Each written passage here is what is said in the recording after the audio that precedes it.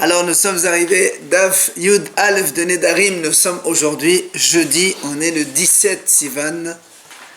17 Sivan et nous sommes arrivés donc Yud Aleph de Nedarim Gemara. Alors on rappelle juste ce qu'on a vu dans la Mishnah hier. C'est Omer la holin sheochal lach. Quelqu'un qui dit comme ça, la holin sheochal lach, on a dit, celui qui fait un neder, il dit, c'est pas holin que je mange chez toi. Ça veut dire, s'il dit que c'est pas holin, ça veut dire que c'est un korban, et donc, c'est comme si il dit korban si je mange chez toi. Et donc, ça veut dire que c'est un neder de ne pas manger chez le prochain. C'est ce que la Gemara m'a expliqué, Gemara Svaroua. La Gemara dit, Svaroua, le Hachamim pense, Maï la holin, quand il dit la holin, ça veut dire quoi? Ça veut dire la holin lehuye la korban.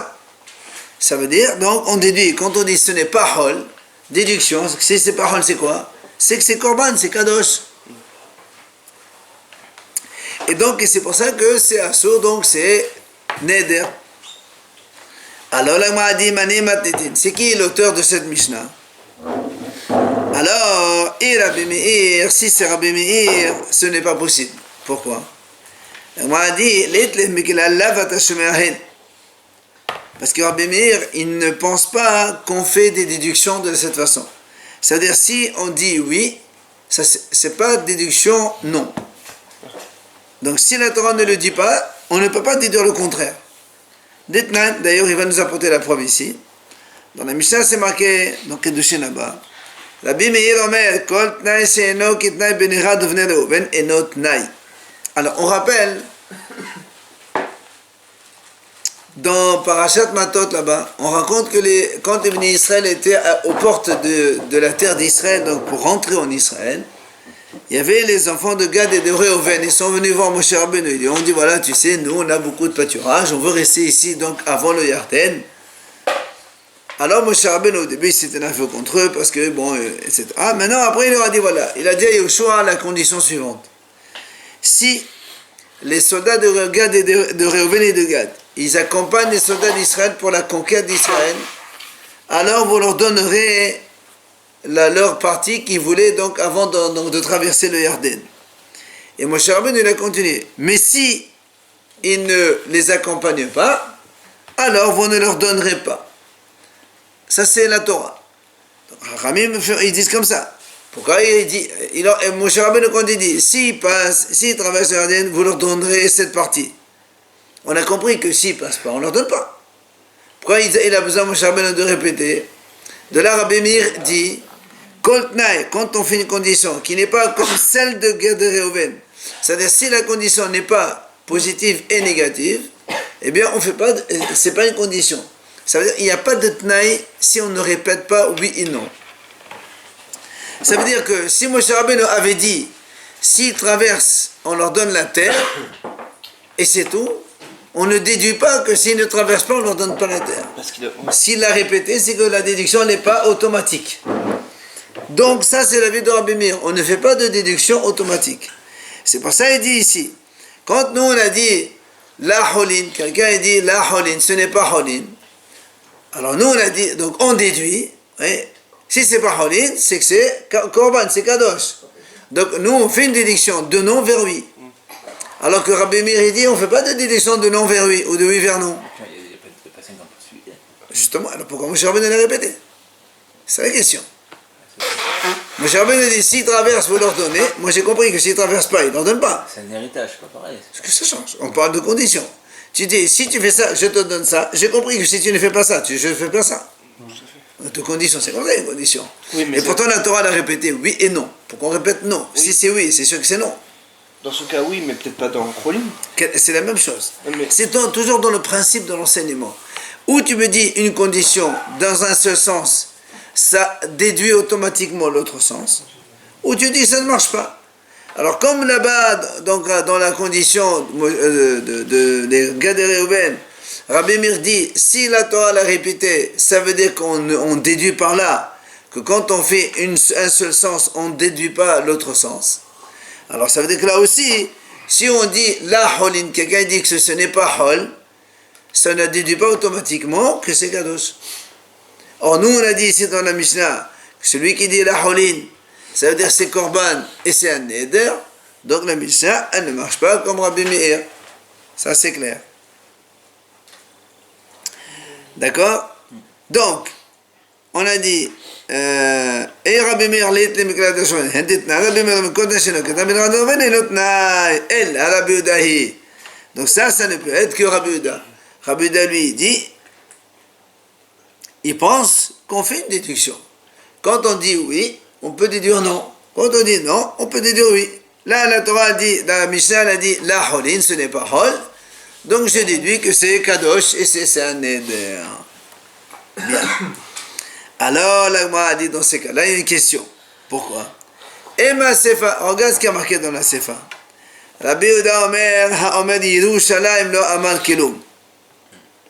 Vous vous rappelez, à la fin de la Mishnah, on a dit, celui qui dit comme le Korban, comme l'enclos, comme le bois, comme le feu, comme Yerushalayim, c'est aussi un neder.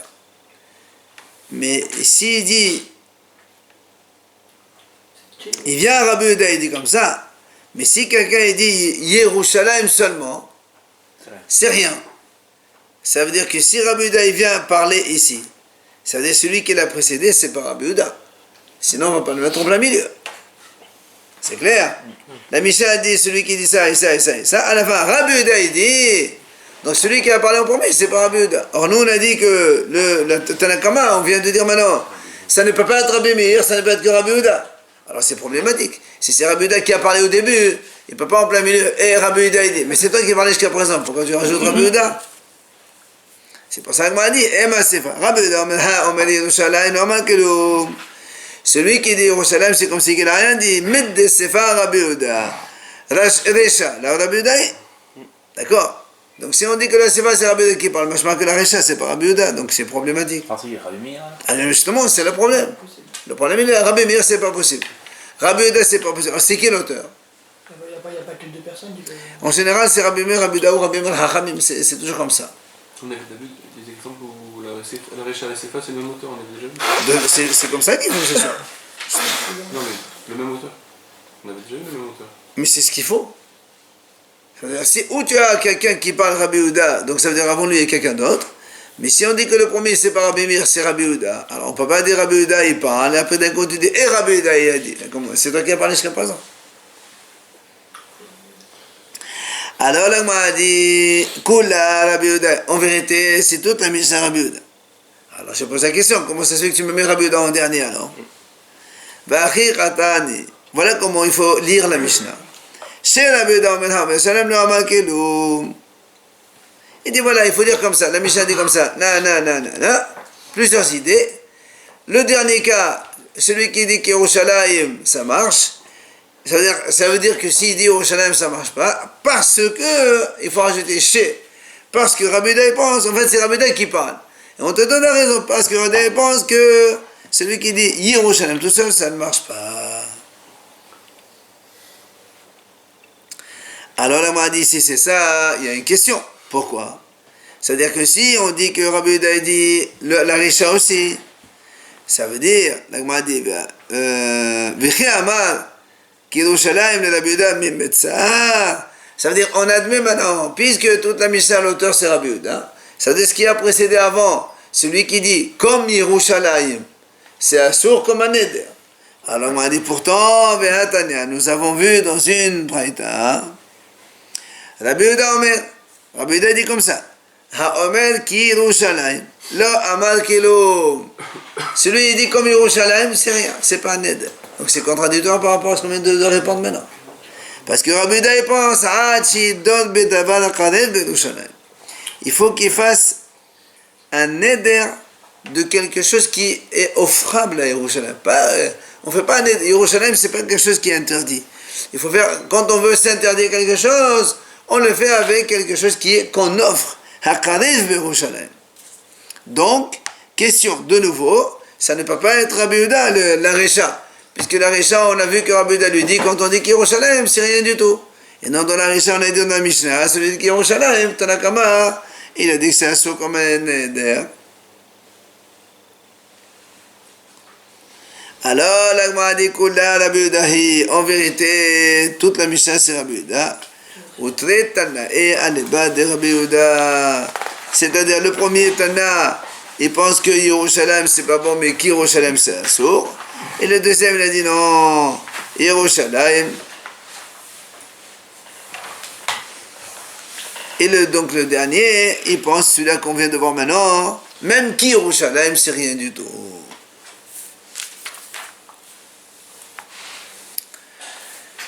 Alors la Braïta a dit Holin, ha-holin, ka-holin, ben she'ochalach ou ben she'ochalach mutar. Si quelqu'un il dit comme ça, il dit holin que je mange chez toi, ou bien ha-holin que je mange chez toi, ou bien ka-holin que je mange chez toi, ou bien le contraire, il dit holin que je ne mange pas chez toi, ou ha-holin que je ne mange pas chez toi, ou comme holin que je ne mange pas chez toi, tout ça la Braïta a dit c'est mutar. Pourquoi c'est mutar? Parce que Hachamim disent comme ça. Quand il dit holin que je mange chez toi, bon, holin je mange chez toi, donc c'est holin. Si holin je mange chez toi, hol je mange chez toi, donc il n'y a rien, il n'y a pas de problème. Mais quand il dit holin que je ne mange pas chez toi, nous on a dit, si on dit holin que je ne mange pas chez toi, ça veut dire, c'est korban. Holin je ne mange pas, ça veut dire korban je mange. Or le korban c'est la chose de manger, donc c'est un éder. C'est pas holin. Si, quand il dit holin que je ne mange pas, c'est-à-dire je ne mange pas chez toi holin. Quand il dit holin, je ne mange pas. Donc je ne mange pas holin. Je mange quoi? Ah, d'accord. Korban. Donc korban c'est ça, donc c'est ça le neder. Or, comme la Braïta a dit comme ça, c'est mutar quand même. Pourquoi c'est mutar? Parce que notre Braïta, il est selon Rabbi Meir, comme quoi on ne fait pas Mekela lavata shomeahen. Quand on dit moutard, ça veut dire. C'est pas un ned. Voilà, c'est pas un ned. D'accord? C'est la formulation de la Mishnah, ça, c'est ça? Oui, mais dans la Mishnah, on a dit que c'était auteur Rabbi Yehuda. C'est pas ça, donc ici, ça change. Ok? Parce que Rabbi Yehuda, c'est lui qui a dit on ne fait pas on fait une déduction. Si on dit non, c'est oui, ça marche. Alors ici, ça aurait marché. Pourtant, ici, on a dit motar, c'est pas un ned. Donc ça ne peut être que Rabbi Meir parce qu'il ne fait pas de déduction.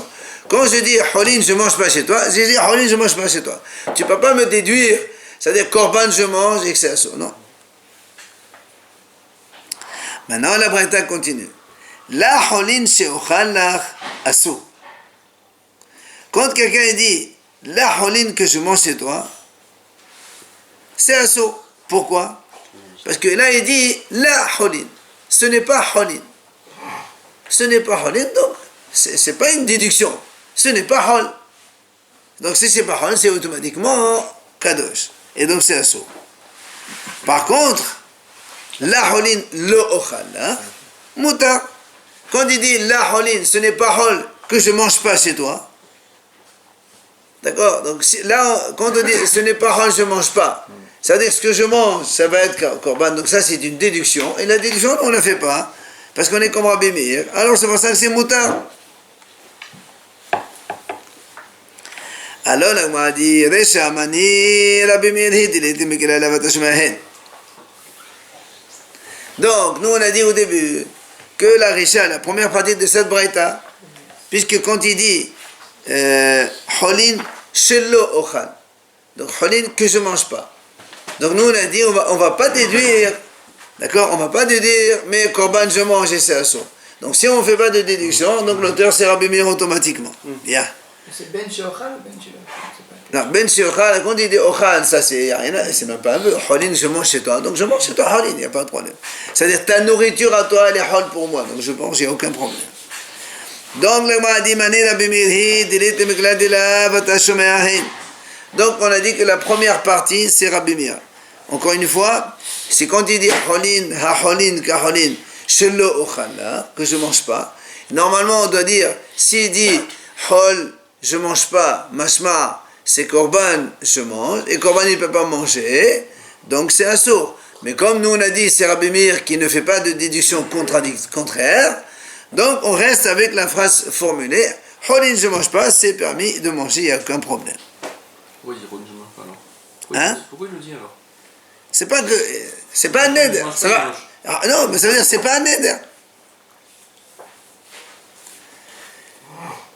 Alors la m'a dit, donc maintenant si on dit que la Risha c'est Rabbi Meir, mais qu'elle a lavata shomeahin, Alors, Ema Seva. Alors, regardons la deuxième partie de cette même braïta. Quand il dit la holin lo ochalach, mutar. Quand il dit la holin, c'est pas holin que je mange pas chez toi. Donc ça veut dire ici quoi? Nous on a dit c'est dans ça c'est mutar. Donc comment tu peux dire que c'est mutar alors que Vietnam la korban lo ochalach Rabbi Meir aussi. Nous on a vu dans notre Mishnah ici. Quand quelqu'un dit la korban lo ochalach, ce n'est pas un korban, je ne mange pas chez toi. Rabbi Meir lui-même, il a dit que c'est assourd. Quand Rabbi Meir dit c'est assourd, pourquoi c'est assourd? Puisque quand on dit la korban lo ochalach, c'est qu'on dit c'est comme un korban, je ne mange pas chez toi. Ça veut dire quoi? On dit pas le Ça veut dire que c'est hol, je mange. L'eau korban. Ce n'est pas un korban, je ne mange pas chez toi. Donc c'est hol, je peux manger. Et pourtant Rabbi Meir, il a dit assourd. Puisque nous, pourtant nous on a dit, selon Rabbi Meir, on ne fait pas de déduction. Donc quand il dit la korban lo ochalach, ça veut dire c'est non.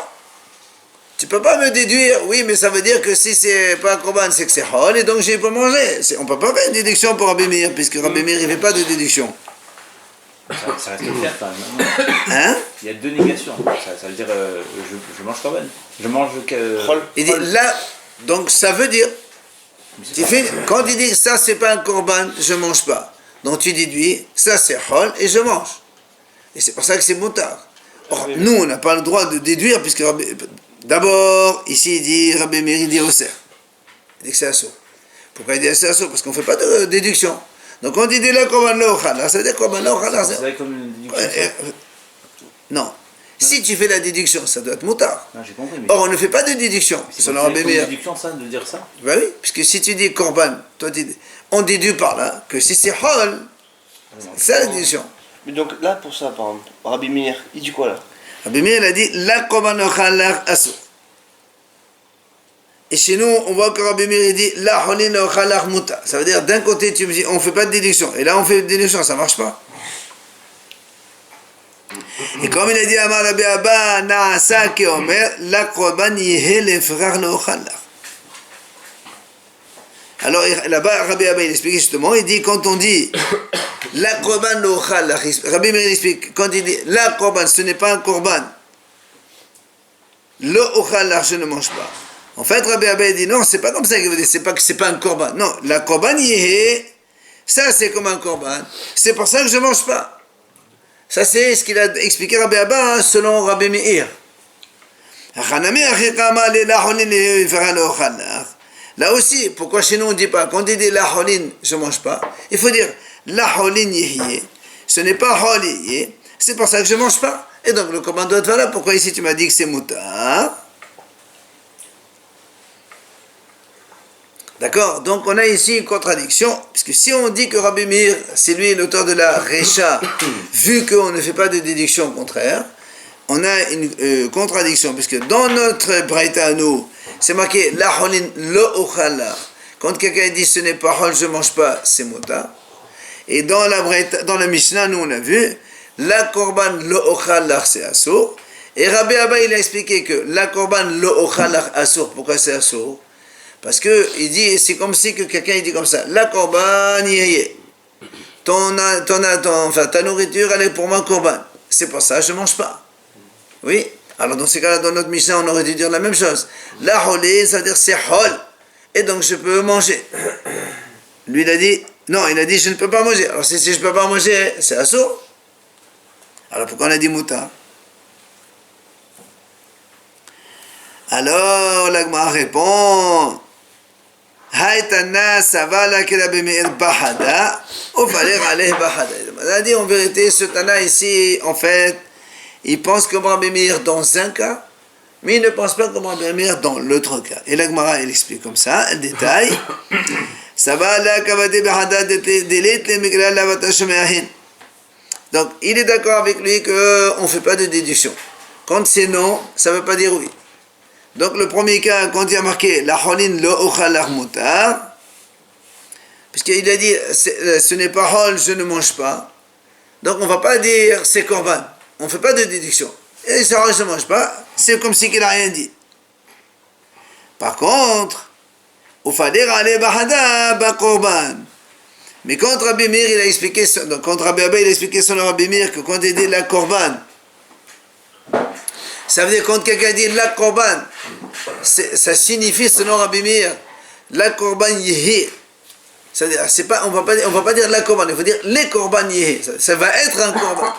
Et c'est pour ça que je ne mange pas.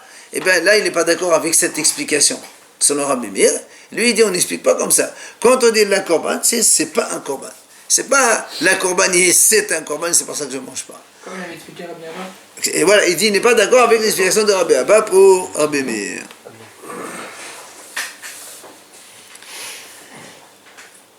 Et donc, évidemment, maintenant, donc ça, il n'y a plus de contradiction, puisque dans la première partie de la Braïta, il est d'accord avec Rabbi Meir, dans le sens où on ne dit pas avec la lavata shemehen, donc on ne fait pas de déduction contraire. Et dans le deuxième, quand il a dit la korban c'est assour, lui il n'est pas d'accord sur ça, parce que il ne pense pas que les korban, ça veut dire c'est un korban effectivement. Lui il pense toujours que c'est non. Alors, l'Agma ramène une deuxième réponse. Ravashi Amar, Hadi Amar, Leholin, Vadi Amar, La Holin. De Mashma, La Levi Holin, de Korban. Ravashi dit en fait tout simplement, c'est comment tu lis dans la Braïta ou dans notre Mishnah. En fait, quand il dit Leholin, ou bien il dit La Holin. C'est quand il dit Leholin, ça veut dire c'est Holin. Les holini, on dit les holin, le ochal. Le premier il dit les holin, je ne mange pas. Ça veut dire c'est hol. Mais si tu dis la holin, ce n'est pas hol, donc c'est korban. Alors là, je ne mange pas, c'est assour. C'est en fonction donc de la prononciation comme on a dit.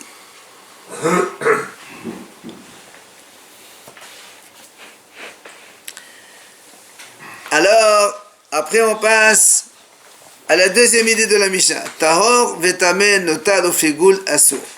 On a dit comme ça, si un homme il dit, par exemple, ce que je mange chez toi, c'est tahor, c'est tamé, c'est notar, c'est figul. On a dit ça, c'est comme un neder, c'est assour. D'accord? Alors la Gemara a dit, Ba'ir amé barhama. Un homme, il dit comme ça, il va avec son copain, il dit voilà, ta nourriture, pour moi, c'est comme la viande des sacrifices de Shlamim, après l'aspersion du sang. Nous, on sait que les korban Shlamim, c'est mangeable par les propriétaires, et ça ne devient mangeable par les propriétaires que quand le Kohen il a fini le sacrifice. Or, la fin du sacrifice, elle se traduit par l'aspersion du sang sur le mesber. Ouais. Alors, le m'a dit, si quelqu'un il fait comme ça, il dit à l'autre, voilà, ta nourriture pour moi, c'est comme les sacrifices de Shamim après la sliqat damim. Alors, c'est un net ou c'est pas un net? C'est assour ou c'est pas assour? Alors, le m'a dit, idqam al-bahadin l'shana, l'hitlaqam al-fis. S'il parle exactement comme tu viens de dire maintenant la phrase, la formule que tu viens de me dire, il n'y a aucun problème. Puisqu'il lui dit, ta viande à toi, c'est comme le korban shamim après la zekat damim. Le korban shamim après la zekat damim, c'est mon tard de consommer. Donc ta viande aussi, je peux consommer, donc il n'y a aucun problème. Dans ces cas-là, c'est pas de question ici. Quand est-ce qu'on amène le korban shamim? Hein? Quand est-ce qu'on amène le korban? Quand on veut. Il y a des korban shamim obligatoires, il y a des shamim nedava aussi. Oui, tu peux faire nedava. Mais c'est qui peut manger? Hein? Celui qui l'amène. Ah, tout le monde peut manger. Même ceux qui même comme tu veux. Shamim, ça doit se manger dans la ville de Yerushalayim parce que c'est Kadosh, Kadoshim Kalim, mais tout le monde peut en manger. Heureusement, comme dans tous les korbanot. Il faut être pur. On n'a pas le droit de manger quand on est pur. Et là, donc, alors c'est quoi la question là, moi? Si c'est comme ça, hein, ben, tu me dis rien, il n'y a rien à dire. Et là, il dit comme ça. En fait, ici, il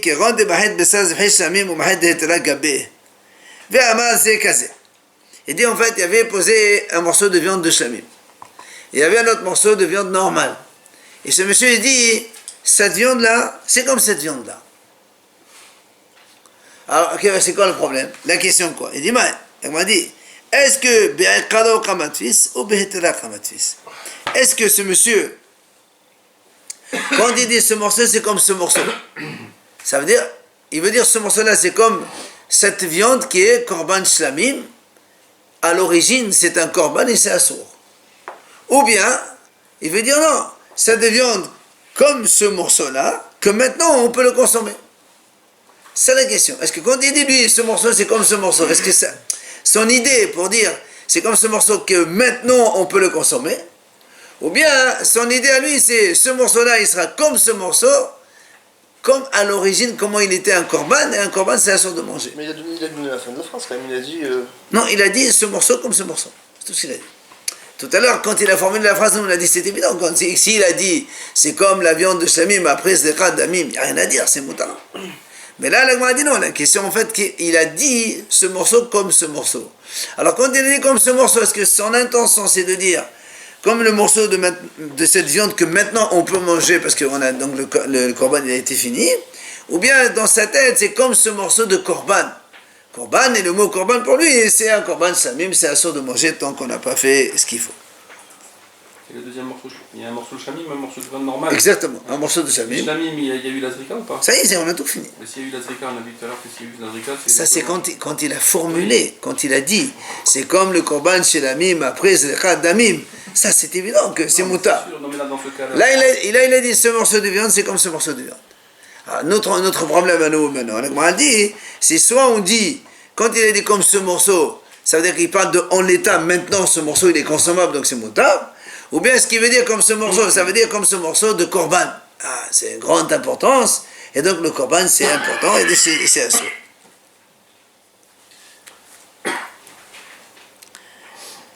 Alors, l'Agma va répondre. Amar Rava. Rava il dit, Tashema, il va essayer de répondre avec notre mission à nous. Notar au figoul. Veha notar au figoul ahar zakadamimhu. L'Agma dit, nous on a dit dans la mission, quand quelqu'un il dit, dans la Mishnah, quand quelqu'un a dit notar au figoul, on a dit c'est assourd, c'est comme un éder. Ça veut dire que, imaginons, il y avait un morceau de viande. Il a dit à un côté un morceau de viande de notar de figoul. Il a dit, ce morceau, c'est comme notar, c'est comme figoul. Or, quand est-ce que la viande, elle est notar? C'est quand on a fini tout le sacrifice, tout est ok, et la viande qui reste, maintenant, elle est interdite. Puisque c'est notar, ça a dépassé le délai. Ou bien figoul aussi. Il y avait... C'est le temps. Ça peut être avant, puis C'est moi, je pensais du Kohen. Non, très bien. Et donc, ça veut dire que, à l'origine, le korban, il devait être valable. Maintenant, il est plus valable parce qu'il est devenu pégoul. Et c'est pour ça que lui, il a dit, quand on répond que quand notal pégoul, c'est un neder, ça passe automatiquement par une étape où c'est permis. Ça veut dire, si c'était pas un notal de pégoul, ça aurait été permis. Donc, quand il y a un morceau de viande de samim, même quand il dit comme ça, ce morceau comme ce morceau, ça veut dire, on part selon l'état du korban qui est moutarde de manger. D'accord? Donc on déduit par là que, comme l'Agma a dit comme ça, mais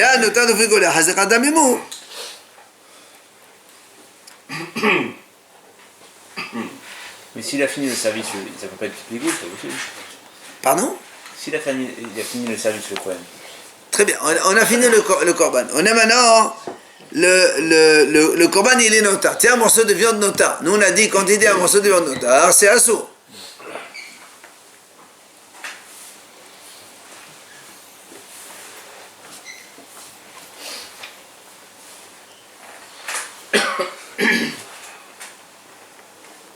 Ça veut dire que si on dit que notar de brigolasso, or le morceau il est interdit maintenant. Mais c'est sûr que le korban il était cachère avant. Prenons le cas de notar plus simplement. Notar, il y avait donc de la viande cachère, elle était bonne, il est resté un peu après le délai de consommation, ça devient assourd. Donc lui il dit comme ça, ce morceau-là il est notar, si cette viande comme l'autre, alors on a dit c'est un éder, c'est assourd. Ça veut dire, on va selon, maintenant, ou est-ce qu'on va selon l'origine que c'est un korban? Notre question, elle est là. Comme on a dit dans Shamim, est-ce que tu vas selon la viande, le morceau de viande qui maintenant il permet la consommation, ou tu vas selon le premier où au début c'était un korban, alors c'est assourd. Donc là on voit qu'en fait, puisqu'il a dit le notar, c'est après l'aspersion qu'on a fini le korban complètement, donc il était permis, maintenant il devient interdit. Donc quand on a dit que ça marche en tant que neder, c'est assourd de manger, ça veut dire que ça, on va selon l'origine du korban.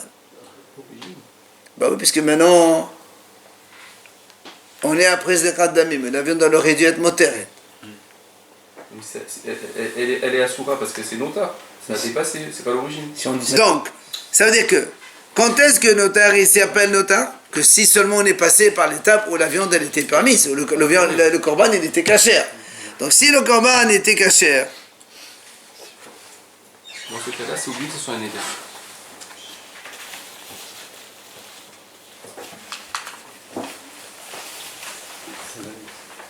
et oui, puisque quand on va selon, après l'aspersion du sang, après l'aspersion du sang, la viande, elle est cachère.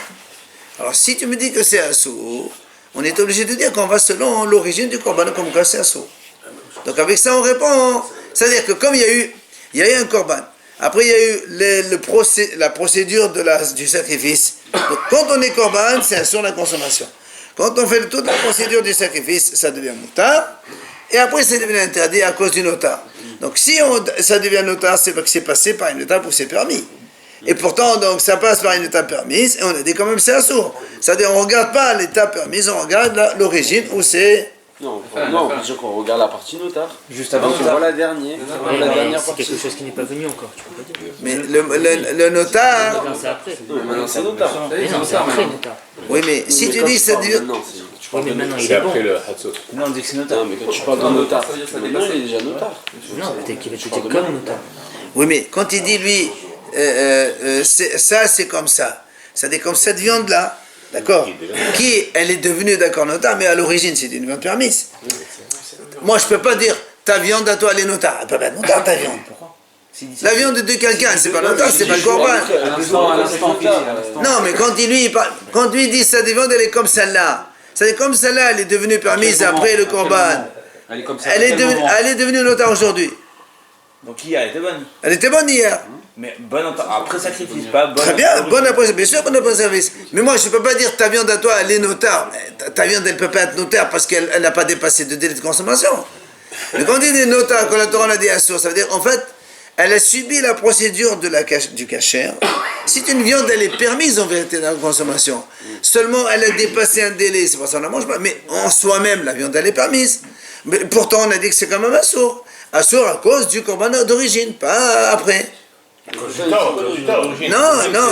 notar, oui, mais non, à l'origine c'est le korban, c'est assourd.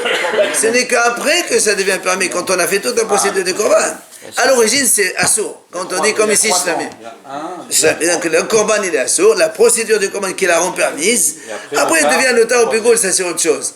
Mais donc, quand on dit en fait, moi je ne peux pas dire à quelqu'un ta viande elle est notar, elle n'est pas notar, ta viande à toi c'est hol.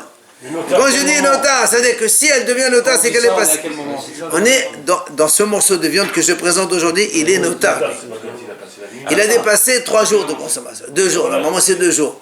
Mais quand tu lui dis comme notar, ça veut dire qu'en fait, tu vas, selon la période après la procédure du korban, que la viande elle est cachère, et pourtant tu me dis quand même c'est assourd. Donc ça veut dire on va selon le écart, d'accord? C'est quoi, Eka? L'origine du korban. Regarde Rachid dit. Mais en fait, elle est terminée, la viande, c'est ça. Tu vois? Katané des assours. Alors? Béachta comme Donc, Béachta comme un fils. maintenant, que c'est notar. Bien sûr. Béachta, que c'est maintenant, c'est devenu du notar. Pas par Non. Regarde, après, Vikad Amri, deuxième, après. Vikad Amri Pigoul, ça marche pas.